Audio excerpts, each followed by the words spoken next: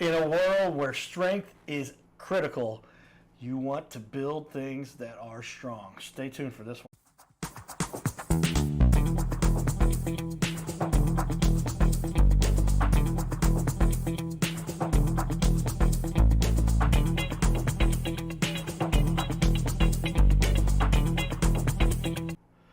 Welcome everyone to the Your Little Castle Show. I'm a very blessed man. I get to meet people who build things of substance, of structure, of strength. And in studio today we have, check it out, it's going to rotate on me. Wait for it. There it is. McGee Masonry. Jonathan, you've been servicing in the St. Louis area. You've been doing this for 20 years now. I have. Thanks for having me on. Well, I tell you, it's fun to have leaders that are building really cool structures. I mean, we got a lot of people lots of roofing guys, lots of decking, siding. Masonry, I guess, tell me why I don't feel like there's as many of the guys out there in that trade as more. Is it more houses are built? What are people building these days, and why should somebody? Masonry, man, adds a lot to the value of a house. Yeah. Well, I definitely think masonry is a forgotten trade. It's a lot more brutal on your back than you might think. So right. People might want to veer away from that trade. But I encourage young men, especially now, to get involved in the trades as college becomes more expensive and less accessible. And we need to rebuild the infrastructure in America. So it's going to take people doing the hard work of lifting the bricks and building together to get it done. Yeah, I would say these days, you got a lot of vinyl houses out there. I know they've got James Hardy, I guess. You've heard of James Hardy siding. I don't know if you work with that at all, but I mean, that's kind of a brick style mortar and it's just more substantial. But man, I know the guys who've had this kind of work done, it adds a tremendous value to them. Oh, absolutely. I mean, these houses are hundreds of years old. You can see, I mean, just any of the old structures, the old monuments, you can see how long they last. You don't see a whole lot of 200-year-old wooden houses standing. Yeah, I would say it's fair to say 200-year-old houses are rare, I guess. I mean, gosh, I'm thinking about our country now is about 250 years old. We're celebrating here. But going west, I mean, Chicago and west, you go out to L.A., some of those buildings, they're 20, 30 years old, maybe 40, right. But nothing around 200. Not at all. And is that the case? So often when you have a house that's built out of, and it's 2x4s and wallboard, and a tornado comes through and it's gone. Wipes it out. But if you have a house built out of brick, you might wake up. You might be in luck. Everything's still there. That big bad wolf might not get you. That's a key to this. All right, I want to give a shout out to our sponsors, Carroll House Furniture, because you like nice things in your little castle, and that may have been built with a nice new brick. There you go. House, siding, or the sides of the wall, I should say, outside, or the whole structure can be built out of brick. And you do not just brick, it's stone, rock. Brick, blocks, stone, pavers. So paving driveways, doing retaining walls. We do new builds, all the way to the rehabs, grouting stone foundations, tuck pointing, pretty much just water sealing your house. Water sealing your house, everybody. That sounds like a very... that would be beneficial for anybody. How many people have dealt with water? I've had a few places where I know where pipes blew, just a little water got in. We had a sump pump at one of the places where the water's backed up on the sump pump, and it just got that far in the basement, and then it filled and it went up the walls. It only takes the smallest amount. But if we'd have had brick all around there, and we did have the cement underneath, you just go hose it off, and get back to it, everything's fine. Yeah. But yeah, all your substantial. And how long has brick been in use? I guess it's for 3,000, 5,000 I would say years? the beginning of time we've been building. Since we've been building. Cooking bricks, yeah. Okay, well that's what we'd like to talk about. You with 20 years. Now you've got a pretty cool background with regard to this, because tell us a little bit how you got started. That's a cool story. So I began in a similar program to what I have. So it was called Harambe Youth Tuck Pointing, and it's based in the inner city of St. Louis, led by a guy named Aaron Henning. So his program essentially is getting inner city youth out of the streets and rebuilding their communities. And so it's all non-for-profit. They're rebuilding widows' homes and tuck pointing and grouting their basements. And I went through that program from the age of 12 to 24. So that's about 12 years. And then I went on to start my own company after that. That's what I say. A lot of us guys, we want to start companies. We want to have our own business that we run. I waited till I was in my mid-30s. You were starting when you were 20. How old were you when you started? I was 25. 25 years old. Yeah. Running your own brick company. You're building brick and mortar. I Yeah. mean, it's a brick and mortar business, but it's like an actual builder of brick and mortar. Yep. And helping a lot of companies. I'm kind of curious now, what are some examples of some of the places you've built around here and how types of structures? And Oh man, we've done a ton of work for Habitat for Humanity. Actually, if you look back at some of these videos, it is a couple examples. This is actually at Bellefontaine Cemetery. We were their head mason for several years, and we redid all their stone walls, some of their entranceway buildings. This is a 6-family downtown on 13th Street, and these new builds are actually on Monroe down in Old North St. Louis, and we completely did the veneer, all the brick all the way around the building. Wow. Okay. Yeah, it seems like it's just such more substantial. I know I had an option to upgrade, and I got a strip of brick in the front of my first house that I had built. Yep. And it was like $800, but it was worth like $7,000 more. Yeah, to the face value of the house. Yeah. People like why it. wouldn't you have that done?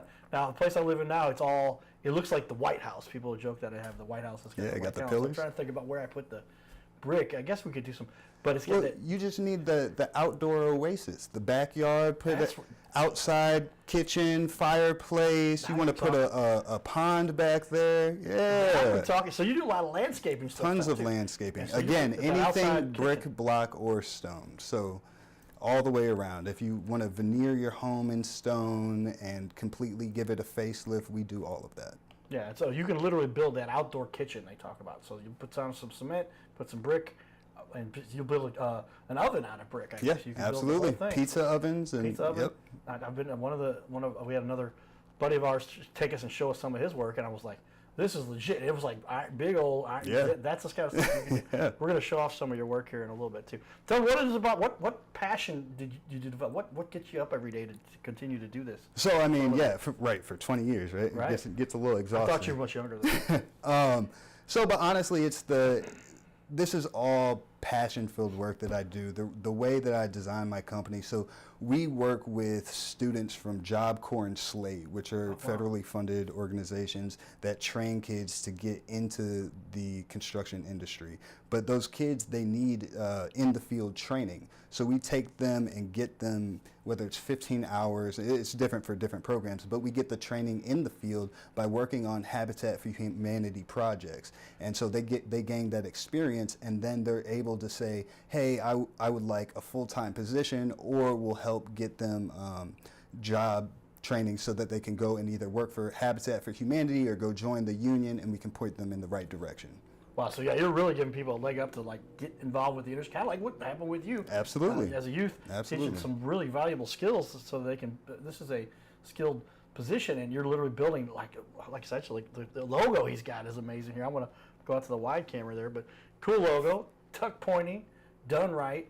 And if you ever know anything about tuck point, how much value does it have to have a house tuck pointed to look like? Oh man, yeah. So I mean, dilapidated and going to be torn down to where it looks like gives it the whole 360 change, right? So you take your house from, just a basic kind of dilapidated look, and you can completely tuck point it, and it can easily add $50,000 to your bottom line. So yeah, I mean, how many times do we have a house where people are like trying to want to walk away from it? And that's why this is where cover it up. Yeah. Right? This is why house flipper guys exist, right? Because they say, oh, this house, they aren't going to do anything with this thing. It's already beat up and run down. They might tear it down and just because the property might be worth more than anything. But you're saying, man, you get a house that's made out of brick, turn that sucker around. They call that tuck pointing, right? Absolutely. You're filling the points. Yep. All the mortar joints. Yep. The mortar joints. There we go. Yep. And make it look like new. That's but tell me about just the overall.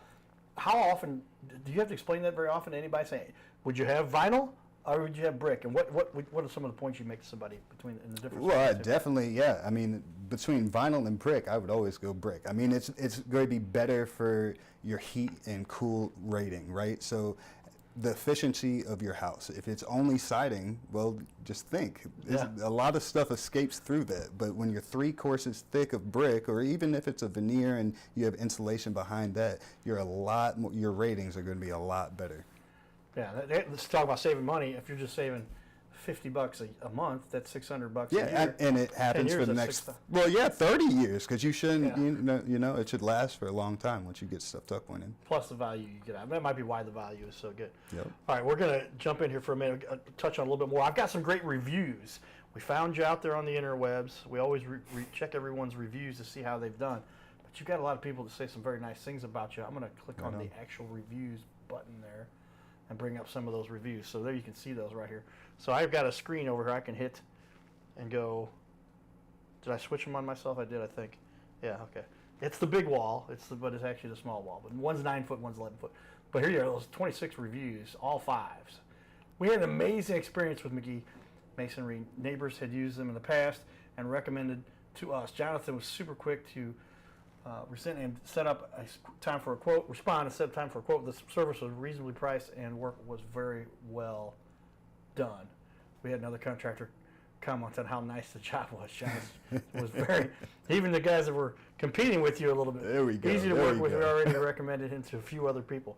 How's it make you feel to get those kinds of reviews? I love it. Cool. I love it. I mean, that's what it's about, right? Is being able to service your community and do a good service. So you're teaching these guys integrity along with supporting your community, getting the job done at a reasonable cost too, right? Because I mean, especially in St. Louis City, we're dealing with 3-story, 5-bedroom houses, roughly 2,500 square feet. These are big houses, and a lot of them get ran down and dilapidated through years of just misuse.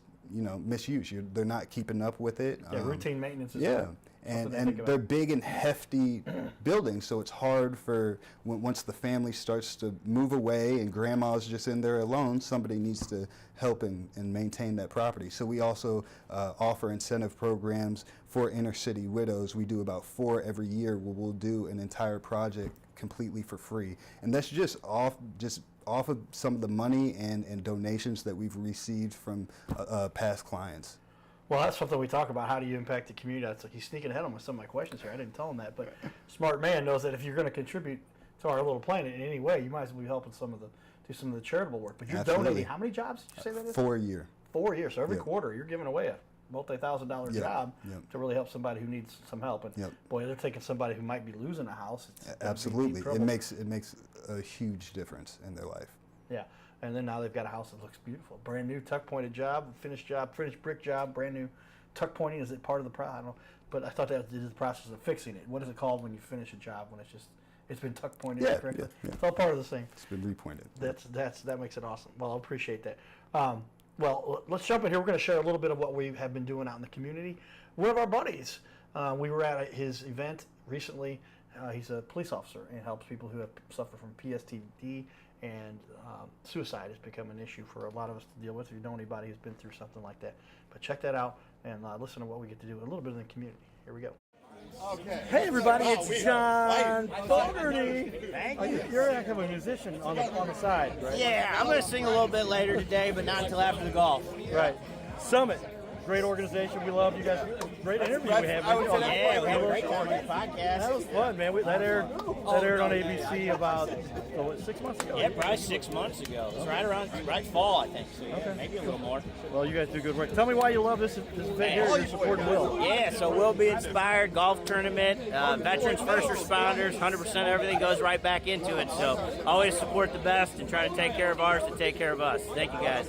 That's awesome. There we go. All right, everybody. We'll be back for more. Giddy up. His name is Carter Rethwich, but in St. Louis, he's known as the Cardinal Cowboy. He's a well-known fixture in the stands at sporting events in the Gateway City. He's one of its greatest cheerleaders, a super fan like no other.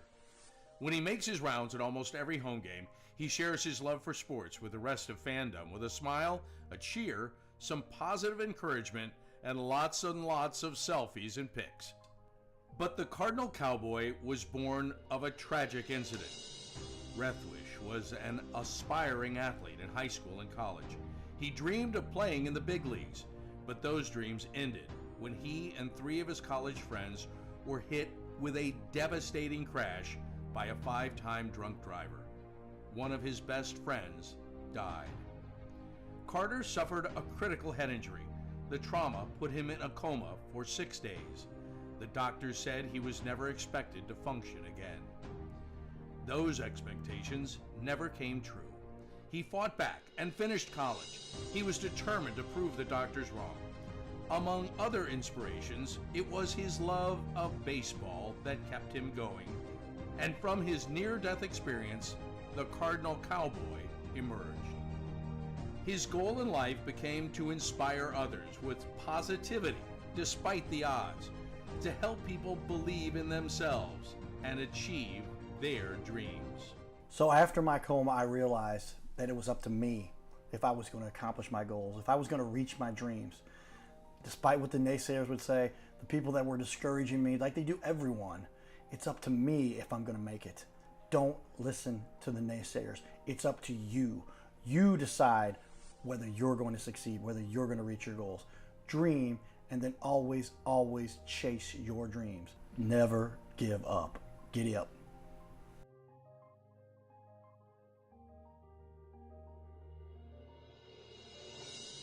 Hey everybody, Cardinal Cowboy here. I want to invite all of you to be part of my new team. No, you don't have to put on a baseball uniform and be a super fan. Now, it would be a good idea to cheer for the Cardinals, the greatest team in the history of the National League. But I'm talking about the Gold Cowboy team.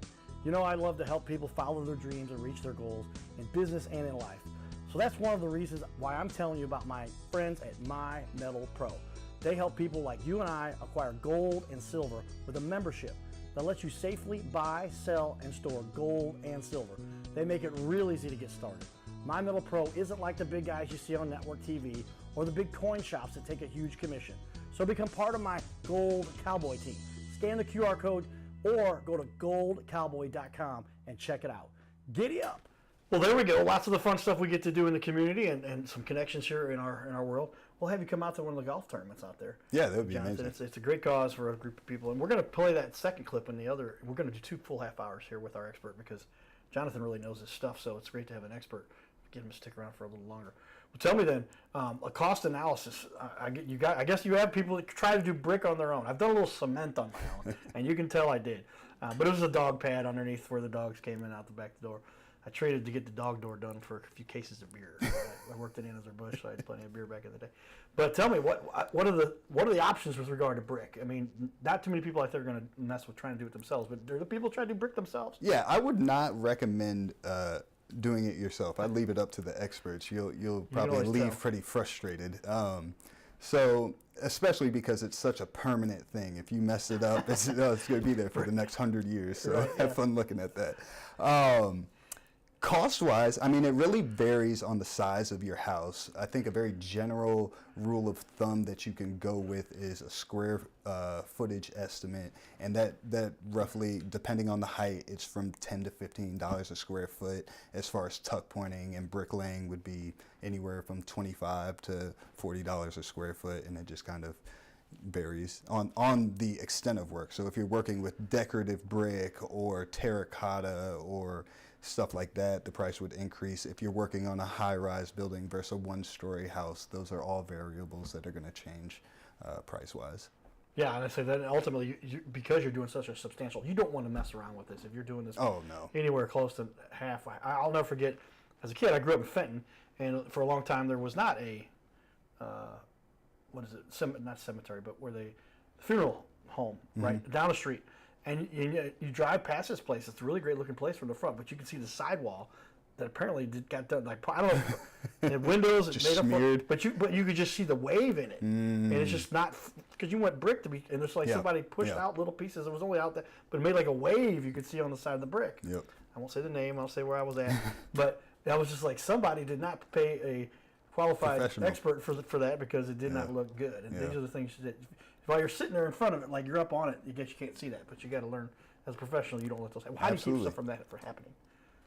How do we keep that from happening? Yeah. Well, I mean, you hire the professional to do the job right the first time. I mean, I typically come behind the person once we see that wave in the wall, and then we have to tear it down and rebuild it. So then you paid for it twice. Yeah. So just to avoid But how does the wave even get in there? Oh, how's the wave? I mean, people not knowing what they're doing, not laying to a proper string line. Yeah. It could also, I mean, over years of damage from water getting behind the brick and the freeze thaw in St. Louis can push certain sections out. Okay, so yeah, it could be a matter of then it wasn't properly insulated correctly, and you've got to have ice and water shield, or what Well, do you put behind brick? So it's typically it's the coping on top of the roof that prevents water from getting back behind the brick. So it's where the roof meets up with the brick. You want to make sure that's tight, because if there's ever a separation, then water will get down behind the brick and it'll end up bowing your wall out. Okay, and that's what you do not want to do, because you end up with absolutely do. You get water behind anything. Water will destroy your entire house. Another example for you: my parents have a house. We've talked about this a few times on the show, but down in Fayette, Missouri. My dad went to heaven, but he grew up in this house. 10-foot doors, 12-foot ceilings, 4 levels, including a cuticle on the top, observation on top of the attic. You can walk around in the attic. I'm gonna turn that into a game room. Things are going well. I said, Mom, we'll finish that off. But one of the walls, water has been getting behind it, and it just pushed this portion of the wall out. We got people looking at it, and they're like, "Oh yeah, you got water, you got it." So they sealed it off. That doesn't look real good, but it's because this is a 200-year-old house. Yeah. So those are the kinds of things you get from that. Absolutely. Or 150-year-old house. But water is the enemy of any kind of structure. Period. You don't want to allow that to happen. Nope. Okay. To tell me, why should somebody? You obviously know what you're doing. Why would you recommend somebody chooses you? Well, I think for a few reasons, right? We have a 20-year, I've been in the trade for 20 years. I know what I'm doing. But beyond that, we love working with customers that believe in our values. So if you're interested in working with a company that has values such as helping inner city widows and supporting inner city youth and connecting people in the community with resources, if you're interested in helping a business like that, then that's why you would use us for sure. That's a good point. Yeah, a lot of people like your dollar will go further. You're not just paying for the service, but you're also paying for what we stand behind, right? And that's what we all need to recognize when we spend our dollars: is who are we backing, right? Do you have the same values as me, and is that what I want to support? Very important, yeah, because a lot of people are just throwing money at stuff and don't even know what these companies may stand for. Yep. And if they're all about just making a buck, but they're not contributing to the community. We talked about, did we mention what your dad did and started? Is that? No, I don't think we even spoke on that yet. So my dad, this is before I came around, but my dad is a pastor, New City Fellowship, and he came down to St. Louis from Ohio to co-found this church, New City Fellowship, and he did that 32 years ago, and it's grown pretty big. They have 4 different locations, 3 in St. Louis, 1 in Chattanooga. Wow. So yeah. Okay. But that my point to express that was, that's the kind of background you come from. Yes. So you understand that. Yeah. And I think that helps you to just sleep at night. And when you know what you're doing something to help people from all angles, not just from the business side, but what you wake up and do and what your dad brought you up on. Absolutely. And it runs in the blood in the family and history. And it helps to make for a substantial business that you've learned to donate and contribute.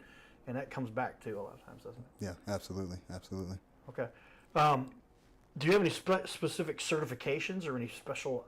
Tell me about some of the things some of the great organizations. You said you work for Habitat for Humanity. Yeah, so we've partnered with a bunch of fantastic organizations. Habitat for Humanity has been one of our favorite partners. We do a large bulk of work for them, most of their new builds, and last year I think they had 13 rehabs that they did. And we love connecting with other businesses that share similar values. So they're all about building equitable living for people in underserviced communities. And so we felt like that aligned perfectly with our vision, so we wanted to partner up with them and do as much work as we could with them. And then on top of that, with all the volunteer work they did, it was a great way for us to get the students exposure to other trades. So if they didn't want to be in masonry, they could branch off and do electrical, HVAC, or carpentry, and they could work with one of the other vendors that works with Habitat for Humanity. Yeah, those are great organizations, and I tell you, those are the people that make a difference too. But I also noticed something as a small business owner. I can only imagine this is something that you another resource you bring to the table here is that when you're working with a small business owner, very often you're working with the owner of the company. You're not just the owner and the founder, but you're an operator. You're out in the field, and even if you were not the one doing the actual work, the guys working with you. You'll directly with you, speak they learn with from me. you, and if they got a question or a problem, they go straight to you. Absolutely. So direct communication, clear, simple, and that you could see it on the reviews. It was quick, easy, lots of communication because you were dealing with the owner himself. Yeah, well, that's what we like to emphasize, because how often do we end up with it's how many jobs do you have that just go out without a hitch, not a single question, not a single problem, everything was done perfectly. That just doesn't seem to exist. He's laughing at that one, but yeah, I mean that doesn't happen, and so that you want to have that communication. Absolutely. And when you get to work directly with that's the benefit of working with a small business owner. Absolutely. How many guys do you have working with you and your crew? 10 guys right now. 10 guys. Yep. Okay, So 3 different crews. Nice little group. Yep. Group of guys you got there. Then. Yeah, and that's the real benefit we talk about. So we emphasize, go out when you're going to get a new job from anybody. Look for the small business owners. They are the ones, and they don't have the big flashy everything. But that's why we like to put the spotlight on them a little bit, because they deserve to have it. They do a better job almost every time. So cool. Tell me that. I can only imagine with this. There's a lot of mistakes that are potentially there. What's one of the biggest mistakes people make when they're either, let's say, a couple different scenarios, but building a new house, let's start off with that. And where they say, I can save a few bucks and get vinyl, or I can get brick. Where are some of the mistakes people go with? So as far as between vinyl and brick, I'm not sure if you're going to see an immediate difference. I think where we run into a lot of headache would be homeowners trying to GC their own projects, right? So they would like to run the project, but they don't know how all the different contractors are supposed to work together. So they'll hire the brick mason, but the foundation might not be poured correctly because they're not a real GC, and they didn't know how to inspect that. GC is general contractor, right? Yeah. So the mistake people make, and it's just a matter of getting the function of everybody coordinated together. Have somebody that knows what they're doing. It'll help the project run smoothly. At the end of the day, the money will be well spent, versus dealing with the headache of trying to save $1 and then you end up paying twice as much on the back end when the foundation breaks. How do people cut corners in this space? Yeah. You said cheap gets very expensive. Absolutely. How do people cut corners? Yeah, being cheap. I mean, hiring guys who aren't licensed, who don't have insurance, and then when something does go wrong, I mean, the ball's left in there. I mean, what are you going to do? It's pretty rough. So yeah, I'd definitely veer away from some of the guys who can do it all. Right. Pick a guy that's specific to the trade and knows what he's doing. And I like the emphasis you put on the fact that if people hear this is not a short-term solution. Yeah. You're talking about brick. This is going to be there for 100 years. Yep. If it's there for a couple 100 years, you might want to do it right the first time to make sure that these are corners you don't want to cut just because of that reason. And you're going to spend what's the lowest? One little piece of job you're talking $1,500 up to jobs that are $20,000 or $30,000. Oh yeah, absolutely, easy. Yeah, I mean a $1,500 job is replacing a steel lintel above your window to a $50,000 job where you're wrapping a veneer around a house. That's what we're talking about. All right, everybody, stay tuned for more. We're gonna have a lot going on in the second half. This is gonna be good. Giddy up.